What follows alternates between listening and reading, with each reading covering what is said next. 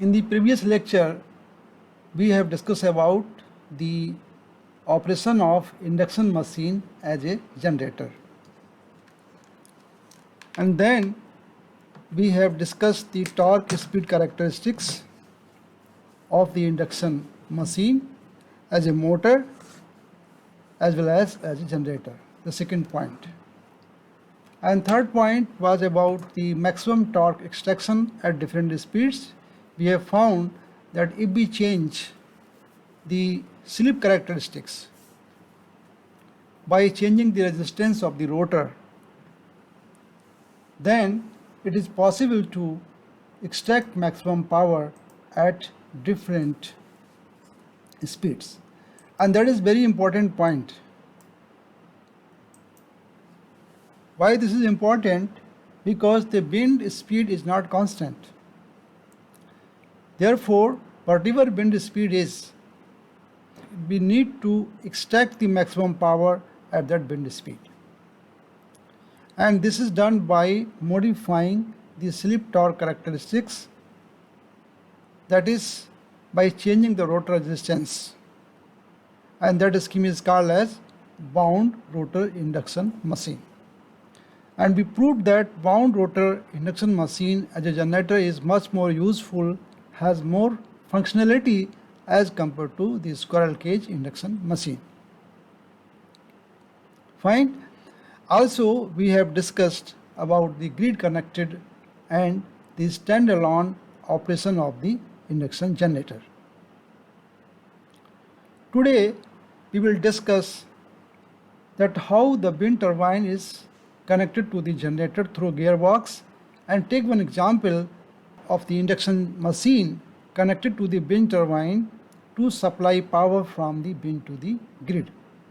In this lecture, we will focus on the wind turbine system connected to the generator and generator connected to the grid. So these aspects we will study. Now, as you know that wind turbine is rotating at slow speed, therefore we need a gearbox to connect the wind turbine to the generator unit that will speed up the generator rotor speed to the level it requires. Let us take simple example that we have a two-pole machine. The revolving speed will be ns 120 into 50 by 2, and this will be 3000 rpm, which is quite high compared to the speed of the wind turbine. So therefore, we will add a gearbox and see how the scheme works out. Now, to reduce this ns, because wind turbine is not rotating at ns, although we can reduce ns by having higher number of poles. This revolving speed, or you can say the speed at which the field revolves, can be reduced by having large number of poles such as a 4 or 6 or 8. Then the revolving speed ns will come down to 1500, 1000 and 750 rpm, which is significantly less than 3000 rpm, but still very high. However, if we add more number of poles, then the design of the machine becomes complex. It increases the diameter of the machine. That results in a high volume and weight of the generator. So alternatively, the better solution is to provide the gearbox. So let us say that W is the wind velocity, then this is given by omega into R. R is the rotor of the wind turbine, and omega t or omega Wt is the angular speed of the wind turbine. Now this omega can be expressed in 2 pi n, and in case of the representation in terms of RPM, we will divide by 60. So 2 pi n omega t by 60 into r. This is the speed in RPM. Ns, what is the n omega t? N omega t is the turbine rotation or turbine revolution per minute. So n omega is revolutions of wind turbine per minute. Therefore, n omega t by 60 becomes revolutions per second. That's what we want. Then substituting this back here, we will get the n omega t from this, nothing but b wind into 60 by 2 pi r. This expression.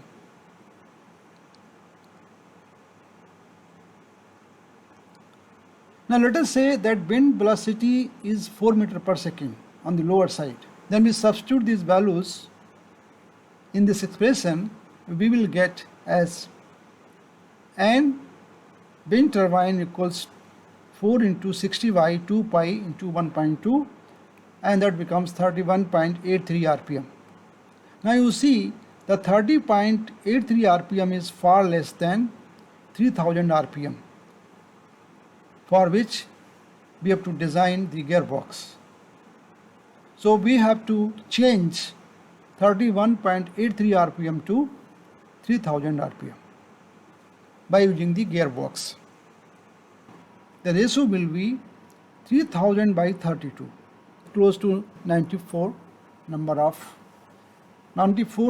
times to that of the teeth in the gear of the generator. But one thing you note here, that on the wind turbine side we have P wind turbine equals to P generator. Now what is P? P is torque into angular speed. So P wind turbine equals to T wind turbine into omega wind turbine. Similarly, this power has to be equal to P generator, that is T generator into omega generator. Now you see that wind turbine side we have a high torque and low speed. This omega is less. On the generator side we have low torque and high speed. It looks like a transformer operation. In transformer you have a V1 I1 equals to V2 I2. Similarly here T1 omega 1 equals to T2 omega 2. On the generator side you will get high speed, but you will not get high torque. Rather you will get low torque than the turbine side. And the arrangement is like this. You can see here that this is the main shaft of the turbine, and this is the number of the teeth in that wheel over the shaft, and this is the generator. So you can see this is 1 is to 94 is to 1. If this is 94, for example, number of teeth are 94, then here it is 1. This is the ratio of the number of teeth in the two wheels. And you can also see here that this arrangement is like this. This is generator here, and this is the generator's shaft here, and the wheel is there carrying the teeth. And similarly this is the wheel for the main shaft, and they have a gear ratio of 94 is to 1. Got it? So this is the mechanism which is used to connect the generator shaft to the wind turbine shaft through the gearbox. And gearbox has to be properly designed to take care of the variation in the wind velocity. Now we will take one example and try to see that how this study that we made is useful to connect the wind turbine system to the grid system and transfer the power, the mechanical power, to the electrical side of the grid. This example is taken from the book, which is also the reference book for our course, that is the Al-Kihani book, Design of the Smart Power Grid Renewable Energy Systems, Wiley Publications. I have changed some parameters on our requirements. For example, the frequency we have taken 50 Hertz because we want to make it useful to our system, which is 50 Hertz frequency. And the voltage that we have taken is 220 volt RMS per phase. The machine is rated at 220 volt per phase, 50 Hertz, 40 kilowatt output and 8 poles. The resistance on stator side is 0.2 ohms per phase, and the stator reactance is X1 or XS 0.8 ohm per phase. The value of rotor resistance referred to primary or stator side is 0.13 per phase, and the rotor reactance is 0.8 ohm per phase. For the simplicity of analysis, we are neglecting the magnetizing reactance and the core losses and mechanical losses. Now we need to compute the following parameters. One line diagram and per phase equivalent circuit model for this whole system. Number 2, when the generator is driven at 834 RPM, determine the active and reactive powers between the local grid and the wind turbine generator. Third point, calculate the rating of capacitors that need to be connected at the stator terminal to achieve unity power factor, and plot the torque speed characteristics at different value of external resistances, that is bound rotor machine. So let us try to solve the problem. So first we will find out what is the synchronous speed. The synchronous speed will be 120 F by P. We already know there are 8 number of poles, so the synchronous speed will be 750 RPM. Now this machine, that is the induction machine, is rotated at 834 RPM with the help of wind turbine through gearbox. So we can find the slip of this generator. The slip is Ns minus Nr by Ns. Ns is 750 and this is minus 834 by 750, therefore slip is negative, which ensures that the induction machine is operated as a generator. The value of slip is minus 0.112. Now once we know slip, then we can find out the current and the power of this system. Before we find out current, we have to look the equivalent circuit. So if we see the equivalent electrical circuit diagram of the induction machine, it's like combination of the R1 and JX1 on the stator side. Since we have ignored the shunt branch here, the core losses, therefore that branch is RC and X5 branch is not coming. This is being ignored here. After that we have a JX2 dash, in fact referred to the stator side, and R2 dash by S. So this is the equivalent circuit when core losses are ignored. So what is the current? I1 equals to I2 dash, and this is equal to Vg by, this is the grid voltage where the generator is connected to the grid point. Therefore the I1 phasor equals to Vg phasor, this is Vg phasor, divided by R1 plus R2 dash by S plus J X1 plus X2 dash. If we solve this, the Vg is 220 angle of 0 phase voltage. So substitute the value of this voltage and the value of R1, R2 and S Please note the value of S is negative here, so be careful about this negative value of slip, and then simplify this. Now after simplifying, we will get the value of current is actually 117.88, angle of minus 120.98. This we can also write minus 60.67 minus J 101.06 amps.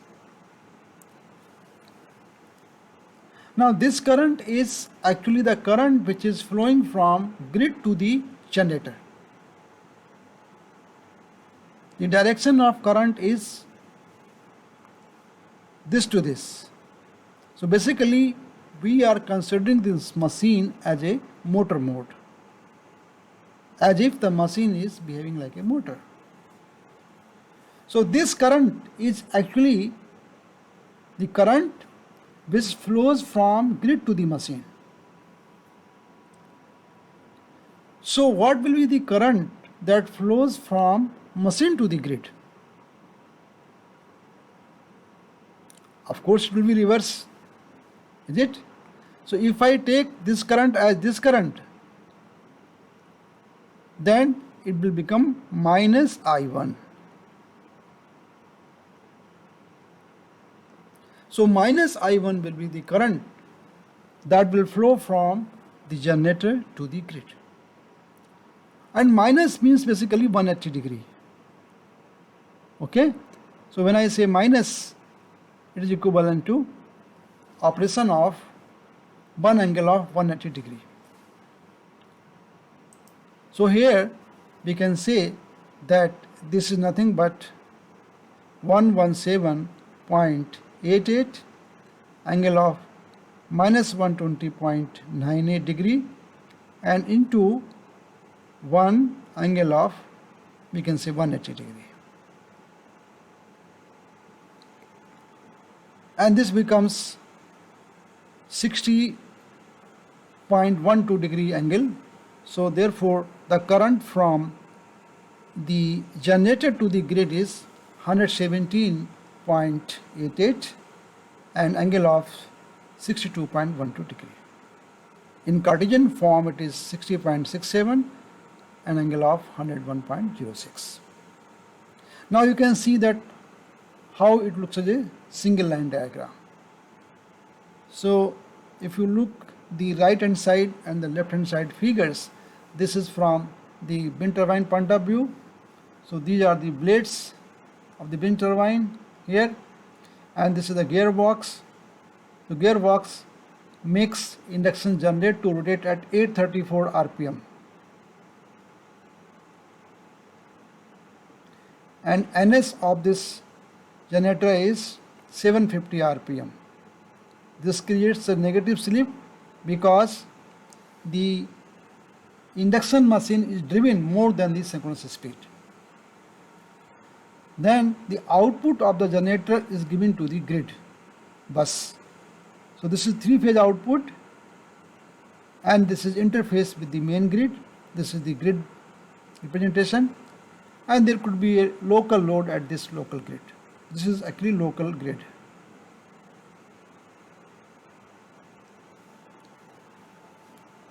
And this voltage is actually 220 angle of 0. And IG we have just found, the value is 117.88 angle of 62.12 degree. If you look in terms of electrical diagram, then it is on the right hand side. We can start with the turbine side. The turbine is here. So turbine is driving the generator shaft at a speed of omega t. Then the gearbox is here, okay, and then the speed of the generator shaft is omega r, and the torque is T-E-M. This one, this part.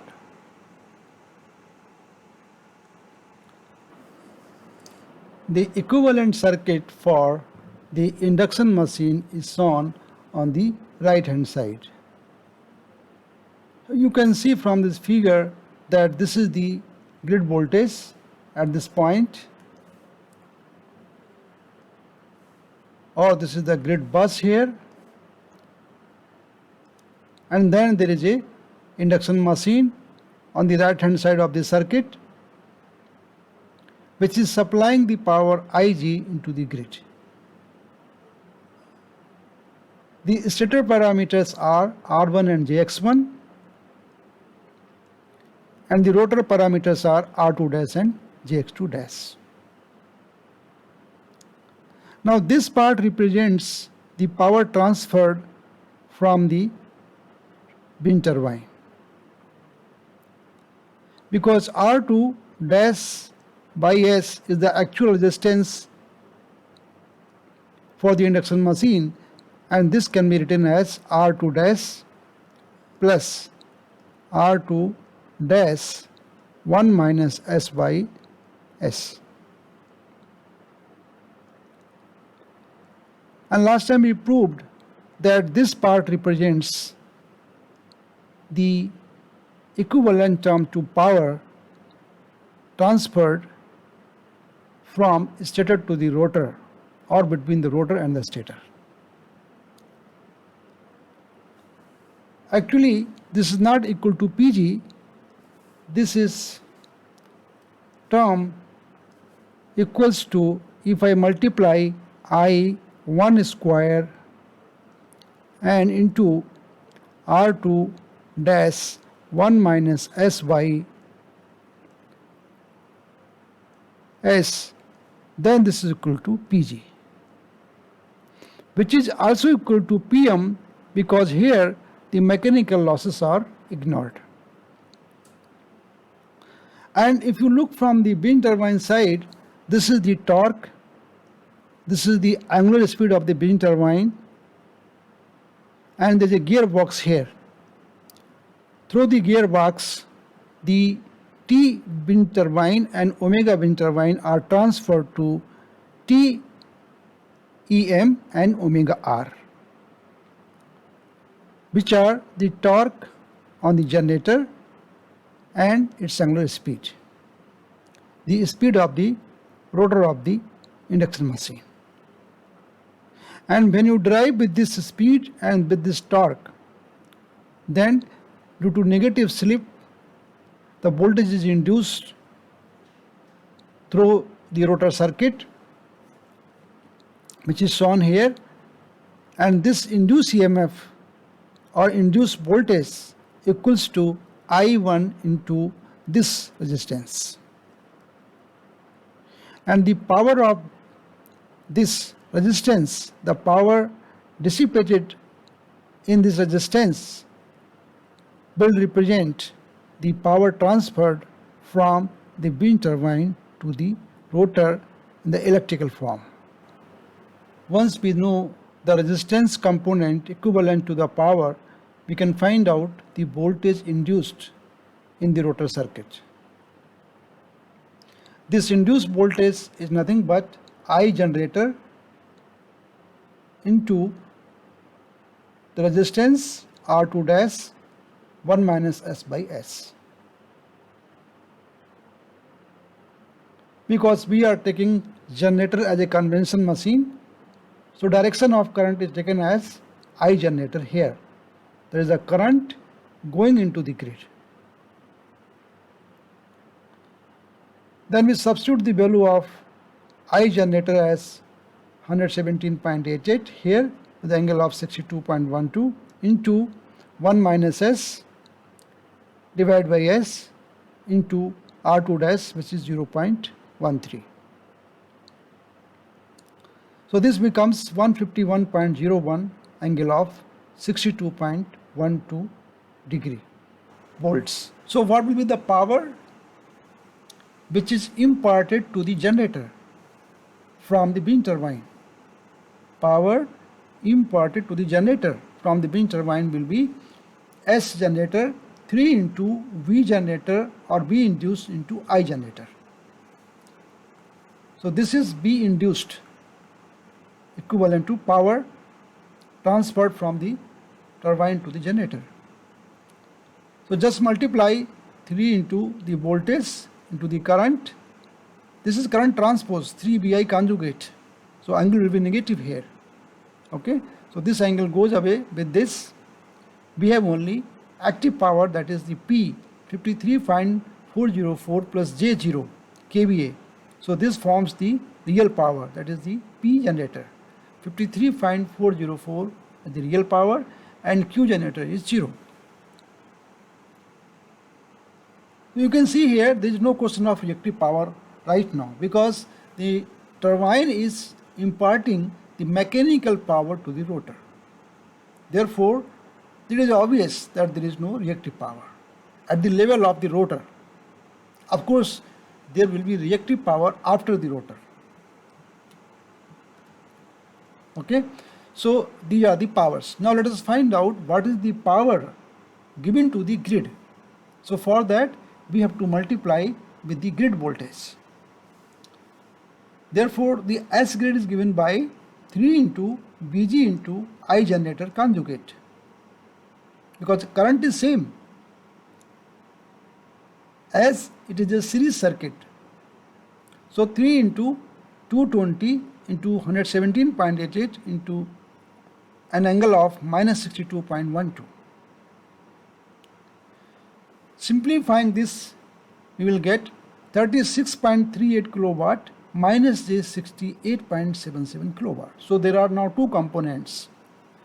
One is the real power, P grid, another is reactive power. The power which is given to the grid is 36.38 kilowatt.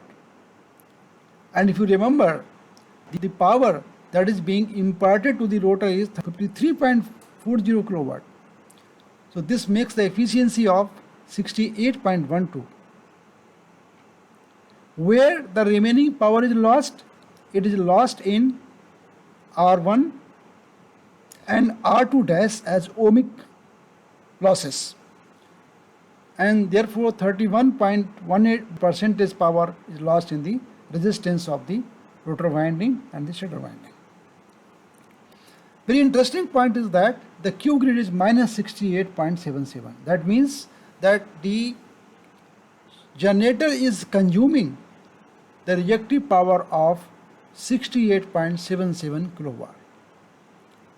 This consumption should come from the grid, because you cannot supply the reactive power from turbine. There is no question of thinking about that. So this reactive power has to come from some other source or from the grid.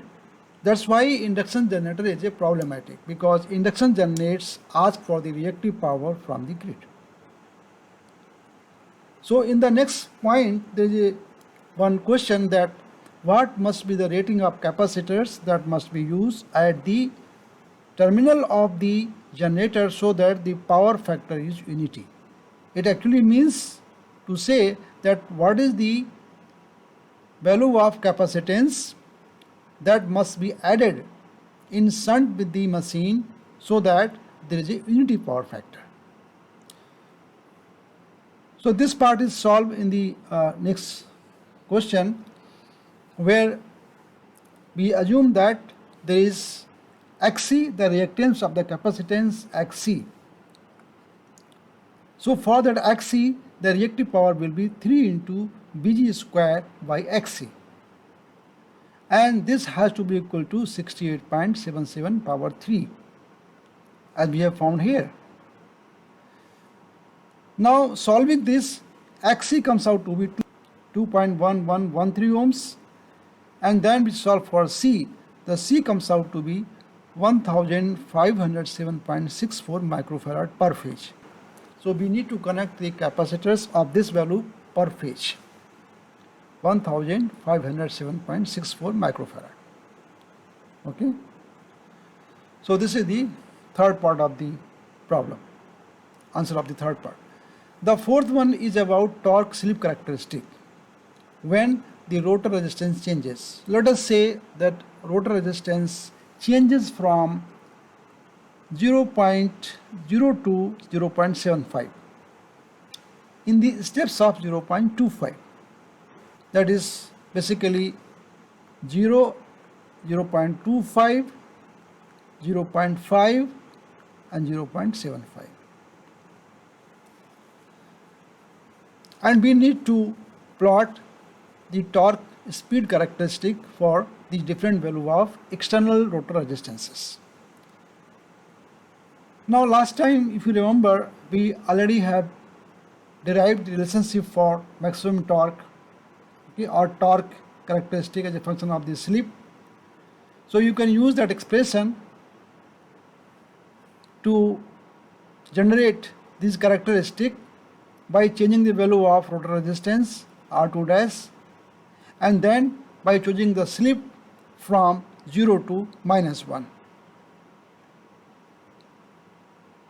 Okay, so we change the value of the slip, which is 1 here in this part, and then we change to 0, 1 to 0, then 0 to -1, which corresponds to the 2ns speed. At this point, the NR is equal to 2ns. NR equals to 2ms here.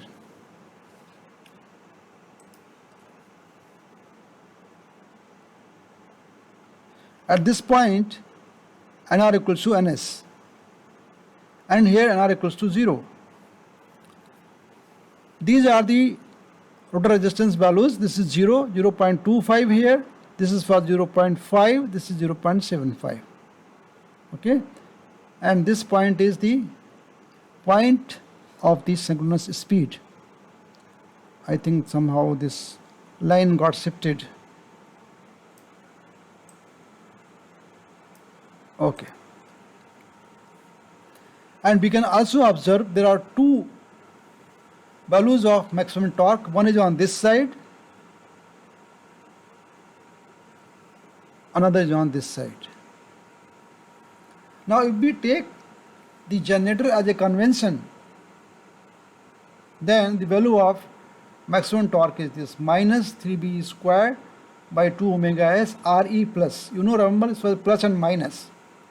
So plus is for motor and minus is for the generator. So this is minus sign, not that sign, but in fact the sign inside, not the outside. Please correct the expression. This is not here, this is here. This minus is here. Okay, so this is minus and this is always plus. In the derivation we have plus minus sign, so one sign corresponds to generator, another for the motor. So plus is for motor here, minus sign I have taken because it is the generator convention. So this explains the generator convention, and this plus minus explains the motor and generator characteristic. Where Re is R1 x phi by x1 plus x phi, and Xe is x1 x phi by x1 plus x phi, and V is V1 into x phi by x1 plus x phi. You already know these parameters, so you can plot it. These are the characteristics, and we can see that the maximum torque for motor is minus 53.40 Newton meter, this side, this one, and that for generator is 68.53, this one.